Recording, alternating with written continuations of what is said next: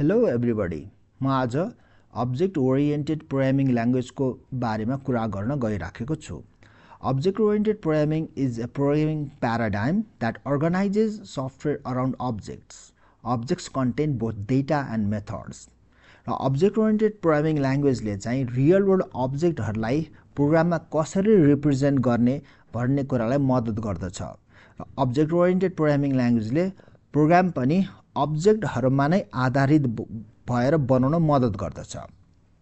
अब हामीले जति पनि हाम्रो वरिपरि चीज वस्तुहरू देख्छौँ त्यो सबै नै अब्जेक्टहरू हो।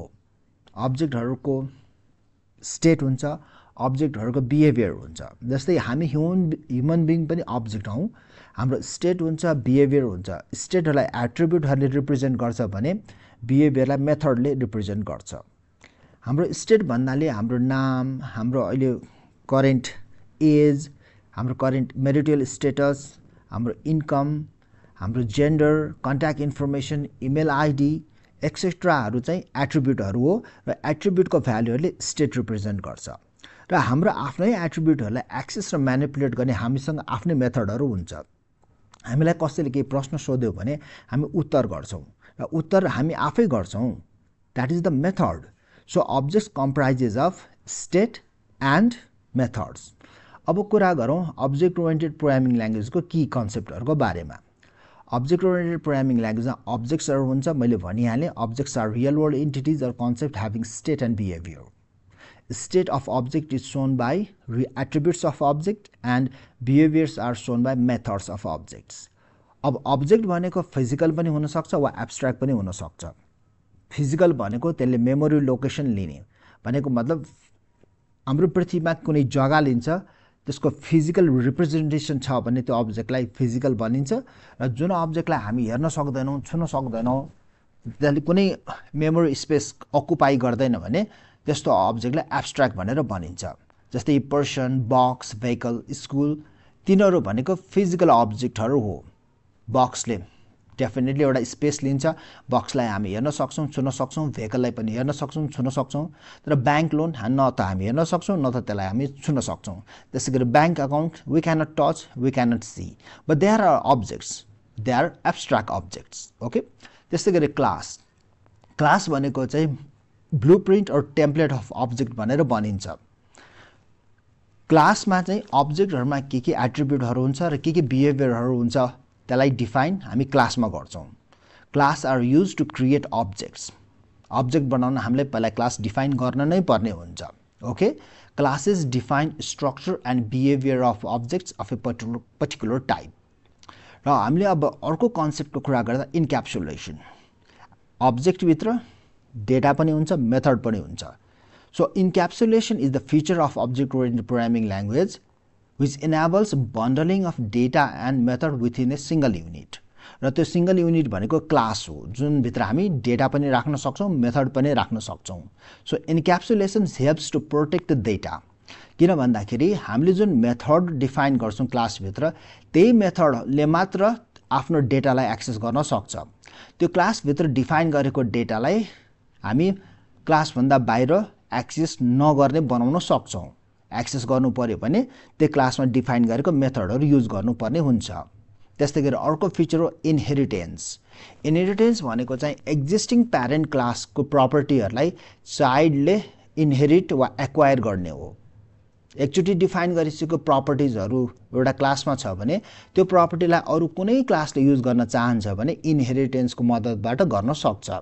जस्तै कि हामी ह्युमन बिङमा हामीहरूले हाम्रो प्यारेन्ट्सको क्यारेक्टरिस्टिक्सहरू एक्वायर गरेको हुन्छौँ, इनहेरिट गरेका हुन्छौँ अटोमेटिकली। तर अब्जेक्ट ओरिएन्टेड प्रोग्रामिङ ल्याङ्ग्वेजमा इनहेरिटेन्स गर्ने फ्यासिलिटी छ।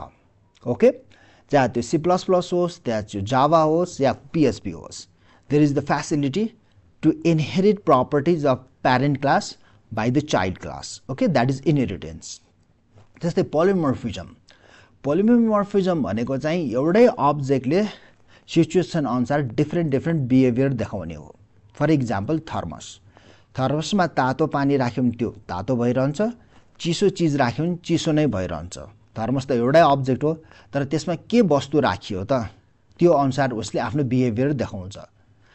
या त एउटै अब्जेक्टले मा भएको डिफ्रेन्ट मेथडहरुलाई हामीले डिफ्रेन्ट तरिकाबाट युज गर्न सक्छौं okay this is the polymorphism another feature of the object oriented programming language now let's talk about the benefits of the object oriented programming language object oriented programming ल्याङ्ग्वेजले modular program define गर्न वा design गर्न मद्दत गर्छ modular भने component based प्रोग्रामहरु एउटा ठूलो प्रोग्रामलाई सानो मोड्युलहरुमा हामी डिफाइन गर्न सक्छौं अब्जेक्ट ओरिएन्टेड प्रोग्रामिङ ल्याङ्ग्वेजको कन्सेप्ट युज गरेर जसले गर्दाखेरि कोडहरुलाई म्यानेज गर्न पनि सजिलो हुन्छ र कोडलाई इजिली अपडेट गर्न पनि सकिन्छ किन भन्दाखेरि एउटा कम्पोनेन्टको डिपेन्डेन्सी अर्को कम्पोनेन्टसँग हामी सकेसम्म कम राख्छौं जसले गर्दा एउटा कम्पोनेन्टमा कुनै अपडेट गर्यो भने अर्को कम्पोनेन्टलाई खासै असर गर्दैन र यो जुन इन्डिपेन्डेन्स बिट्विन द कम्पोनेन्ट्स यो चाहिँ अब्जेक्ट ओरिएन्टेड प्रोग्रामिङले चाहिँ अचिभ गर्न मद्दत गर्दछ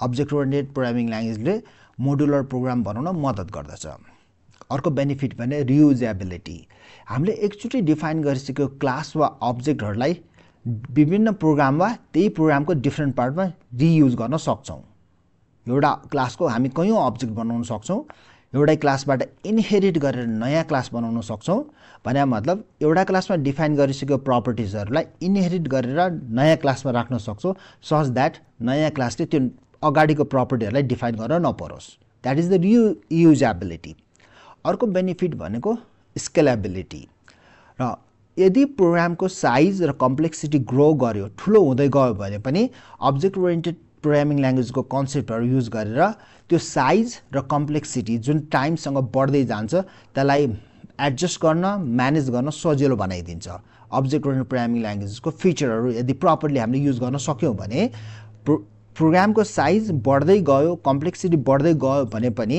हामीले त्यो प्रोग्रामलाई इजिली मेन्टेन र अपडेट गर्न सक्ने हुन्छौं that is the benefit of the object oriented programming language अब कुरा गरौं जावाको जावा भनेको अब्जेक्ट ओरिएन्टेड प्रोग्रामिङ ल्याङ्ग्वेज हो that is full fledged object oriented programming language जुन C++ पछि आएको हो जावा इज पोर्टेबल जावा भनेको भर्चुअल मसिन जावा भर्चुअल मसिनमा एक्जिक्युट गरिन्छ र जावा भर्चुअल मसिन भनेको जुनसुकै अपरेटिङ सिस्टमको लागि पनि बनाइएको छ त्यसैले कारणले गर्दा जावालाई पोर्टेबल भनिएको हो हामीले जावामा लेखेको प्रोग्रामलाई कम्पाइल गर्छौं कम्पाइल गरिसकेपछि बाइट कोड जेनेरेट हुन्छ र त्यो बाइट कोडलाई हामीले यदि विन्डोमा बनाएको छौं भने लिनक्स वा म्याक कम्प्युटरमा एक्जिक्युट गर्न सक्छौं यदि त्यो मसिनहरुमा JVM छ भने So Java is called portable because compiled codes called bytecode can be easily ported from one platform to another platform. That is the